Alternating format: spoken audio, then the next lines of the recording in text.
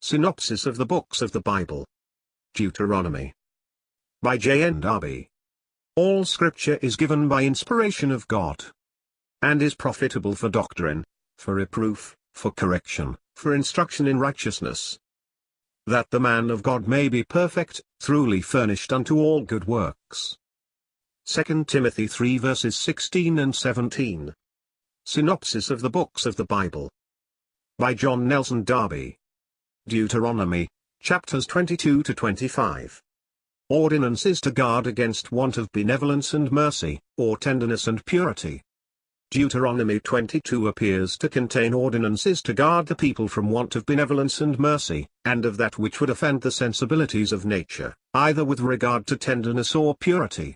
So also all mixture was forbidden in ploughing or sowing. We find the same with regard to women. They were protected against the dishonor done to them by a brutish, inconsiderate husband, whilst impurity was punished with death. Conducts and sentiments according to God's goodness, tenderness and kindness. Thus, Deuteronomy 23, the people are taught what sentiments became them, according to God, with reference to the nations, taking the ways and doings of those nations into consideration, in case of war. They are also instructed in what was proper, as to the purity of the camp in case of war, seeing God was there. So with regard to all sorts of things, such as the slave that was escaped from his master, things morally impure, even the neighbor's vineyard, and, Deuteronomy 24, a more serious thing, divorce, and everything relative to it, delicacy towards the poor, the hire of laborers, the gleaning for the poor. The spirit of all these ordinances is very instructive, and the goodness and the tenderness of God, who deigns to take knowledge of all these things, and to teach his people delicacy, propriety, consideration for others, sensitiveness, and those feelings which, by removing brutality, and softening the hardness of the heart of man, fashion his ways according to the love with which the Spirit of God clothes himself when he acts in the heart of man. Here, it is true, everything is imperfect. There are things taken for granted here, which form the basis of these ordinances, which the full operation of the Spirit of Christ would entirely take away, divorce, for instance, and other things endured, owing their existence to the hardness of man's heart.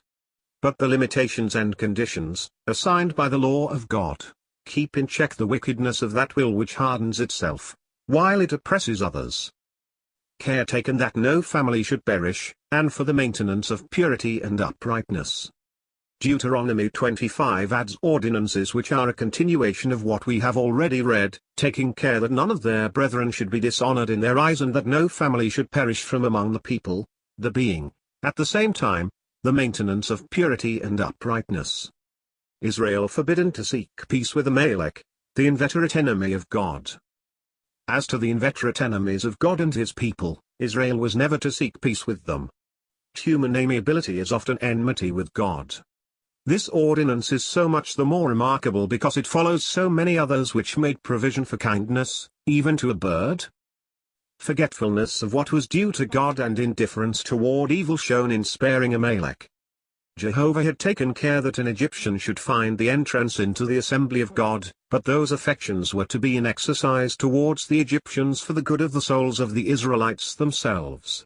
They were not to harden their hearts against those in whose midst they had sojourned, but to spare the Amalekites, who came to meet Israel to shut up their way and destroy the feeble ones among them, was to forget what was due to God, who brought them back, and, as regarded the people, it would have proved indifference of heart to evil and not the effusion of a natural affection. Neither was it yielding to remembrances, with which charity might mingle for good, by a becoming forgetfulness of wrongs formerly received. See note. Where there is nobleness of sentiment, men who know, though they have injured each other, still will own one another when the evil is over. Note. The Egyptians were merely that in which Israel was held naturally. The Amalekites were positive active enemies against them when the redeemed people of God. One was really man, though fallen man without God. I honor all men. The other, the positive direct power of the enemy. End of note. The different position of the Egyptian and of Amalek. But there is a spirit which claims nothing but disgust. To tolerate it is only sparing oneself, and admitting that very spirit into one's heart so as to partake of it. What is in question is not judging, but the state of one's own heart. The distance of an Egyptian from God was recognized, but if he were in relationship with him during 3 generations, why should he be kept at a distance? Why should he remain a stranger? But Amalek did not fear God, did not recognize him. What then could be recognized in such a nation? We must bring God into our affairs, our relationships, and charity, firmness, justness in our judgments, will each find its place, and be reproduced in all our ways.